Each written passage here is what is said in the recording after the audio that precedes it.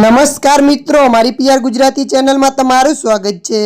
મિત્રો, અત્યારે હાલની સૌથી મોટી અને દુઃખદ ખબર સામે આવી રહી છે। જી હા મિત્રો, આપને જણાવી દઈએ કે અમેરિકા જવાની ઘેલછામાં પરિવાર દરિયામાં ડૂબી ગયો છે। ગેરકાયદેસર રીતે અમેરિકા જતા હોવાની વાત સૂત્રો તરફથી મળી રહી છે, ત્યારે દરિયામાં બોટ પલટી મારી હતી, જેના કારણે 4 સભ્યોના મોત થયા છે। મૃતકો મહેસાણા જિલ્લાના વિજાપુરના વતની છે અને પરિવાર સાથે અમેરિકા શેર થવા માટે જઈ રહ્યા હતા, ત્યારે બાળકોના મોત થયા છે અને પતિ પત્નીનો બચાવ થયો છે। તો મૃતકોમાં અન્ય 2 લોકો ગુજરાત બહારના છે।